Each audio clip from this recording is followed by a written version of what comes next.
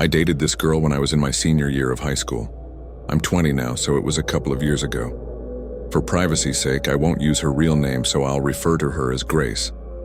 Grace and I met through our job. Before we started dating, there were red flags I shouldn't have ignored. She would come to our workplace for hours just to watch me work, and I'd catch her staring at me. A few months into our relationship, things started getting toxic. I would constantly feel suffocated. She was the type to ask where I was, who I was with, and what I was doing 24/7. If I didn't answer, it would end up being 25 missed calls and tons of messages that would turn into a fight, even if I was just using the bathroom. I couldn't play games with my friends without it causing a fight, so we broke up, but not without her trying to get me back. She'd wait outside work, follow me to my car, and try to reason with me. One night she came and wanted to talk. Grace was also trying to sue me for something petty and used it as a scare tactic to make me talk. I sat in her car. She was saying the same stuff I'd heard before. I told her I was done, but her dad called. She told me, "If you don't sit here and talk to me, I'll have him sue you now." I said, "F this," and tried to get out. The door was locked.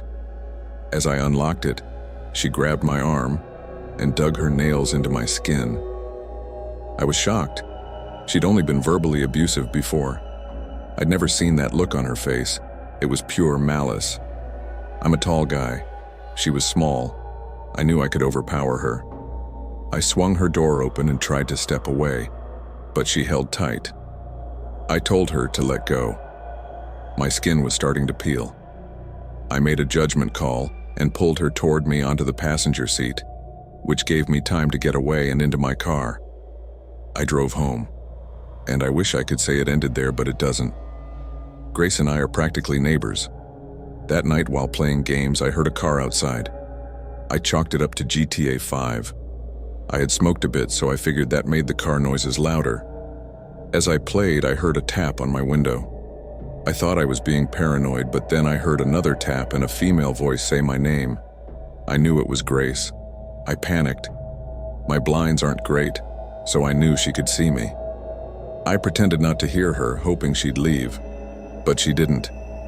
After a minute or two, she started banging.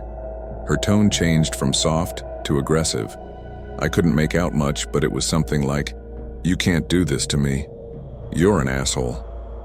I didn't want to waste the cops' time, but I absolutely should have called. Instead, I opened my door and asked what she wanted.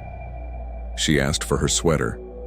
I told her she couldn't be here at 2 a.m., asking for a sweater, and said I'd call the cops if she didn't leave. She blew up, screaming and sobbing. For a moment I felt bad, till I saw something that still sends shivers down my spine. She wasn't alone. To the left of her was a thick tree. Peeking from behind it was a hooded figure. She saw me looking and grabbed my arm. As she did, the figure ran from behind the tree toward my window. Fight or flight kicked in. I slammed the window shut on Grace's arm. She screamed and pulled it back. I locked the window just before the person reached it. My heart was racing. I showed them my phone, dialing 911. They ran back to her car and sped off. An officer came, took down my story, and said they'd call if anything came of it. Of course, nothing did. No evidence, no legal action. As for what they wanted, Grace has gotten people jumped and robbed before, so I wouldn't doubt it was something like that. Or worse. I'm just extremely lucky that the person behind the tree decided to peek out.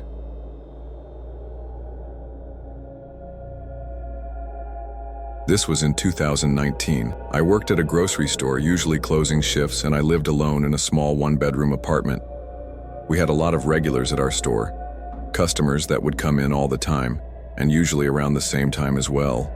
One of these customers was a guy that came in right before closing a couple of times a week. Nobody knew his name, but everybody knew of him, because nobody liked customers that came in 10 minutes before the store closed. Usually being the only cashier, I'd be the one interacting with him. He was always a bit strange. He didn't talk much and always had a tired look on his face.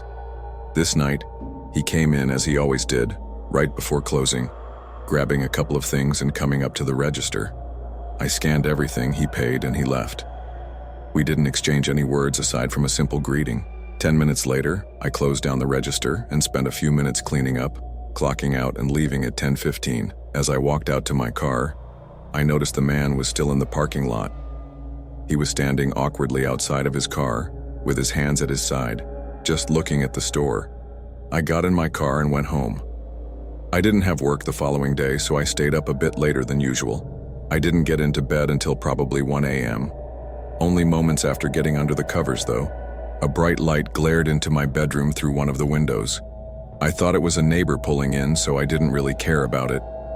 After a second, the light shut off, which unconsciously confirmed for me that it was just headlights. I fell asleep only a couple of minutes later. I woke up in the night to what I thought was my phone ringing. The way I woke up, half asleep and in the middle of a dream, it was hard to tell what was real and what wasn't. I rubbed my eyes and tapped my phone on the nightstand. It was blank. No messages or phone calls came in. I wasn't sure what to think. I was going to just ignore it and go back to sleep, as I wasn't even fully awake yet to begin with. But the slightest thing caught my eye as I rolled back over. The bedroom door was barely cracked open, not even enough to let any light in or anything. It was just uneven with the door frame, not latched shut. I always closed the door to my room, so seeing it not fully shut immediately woke me up. I got out of bed and walked over, pushing it closed to see if maybe it was stuck for some reason. It smoothly latched into the door frame, just like it always did. So there was no way I'd mistakenly left it open. I felt my body get shaky. My heart was pounding. But even with everything pointing otherwise, I still tried to convince myself that this was somehow nothing. I tried to think of any possible way that this was something to not worry about. But my mind thought back to the light I saw before falling asleep. I walked over to the window and peeked through the blinds. There was a car parked in my driveway. I could only see the back half of it, but I instantly felt a rush of panic. Who was at my house, and was someone inside with me? I hurried over to the door again and flicked on the lights. I stood there by the door, panicking and thinking, realizing I should call 911 just to be safe. I looked at the nightstand that my phone was on, and just before I started to walk over there, I saw an eye looking back at me from a crack in the closet. My body shook and I let out a gasp, then spun around and sprinted out of my house. By the time I found a neighbor that would answer their door and call the police for me, at least 15 minutes had gone by already. The car in my driveway was still there when officers showed up, but the man was gone. It didn't take long for them to use the car to track him down, though, and I felt nauseous when it turned out to be the man from the grocery store. His reasonings for everything didn't make any sense, but it was clear he'd had his eye on me for a while now, and he was not meant to. Well, I think the only reason I'd woken up that night was because the man's phone rang while he was hiding and he silenced it just as I woke up. If not for that, I don't know what would have happened to me, or if I'd even be here right now.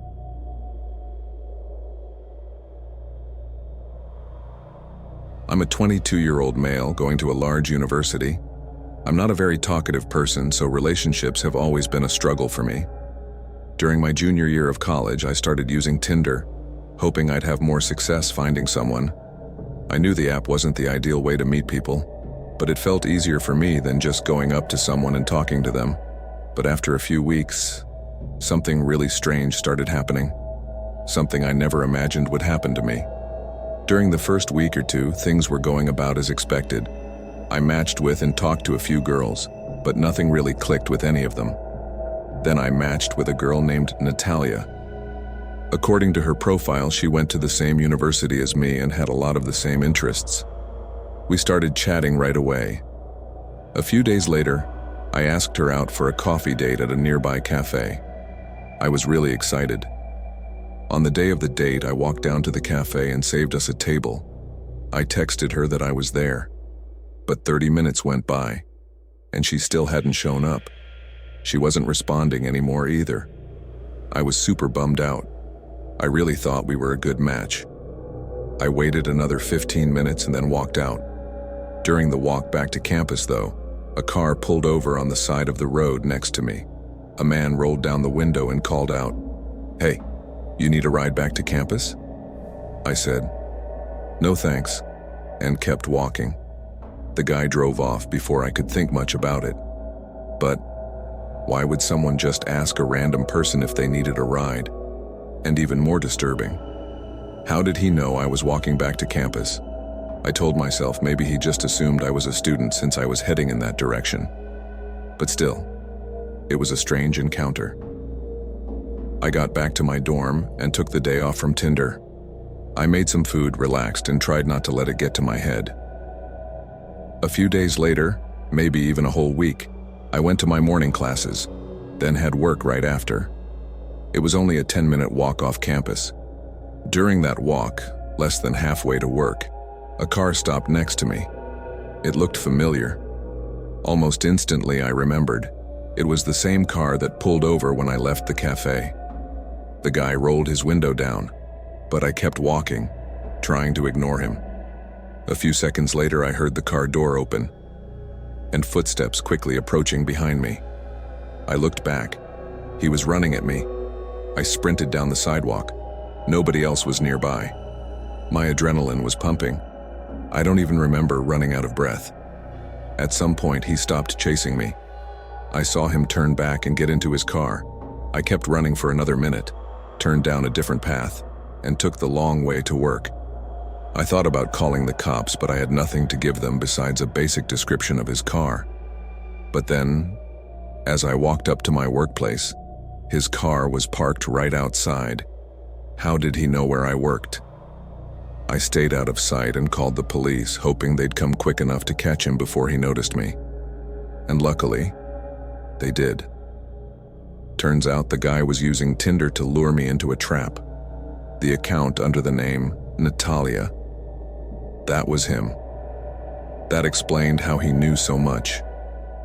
But I never said where I worked, or the route I took to get there. So he must have been stalking me for a whole week, watching me. He made no statements about what he planned to do once he got to me.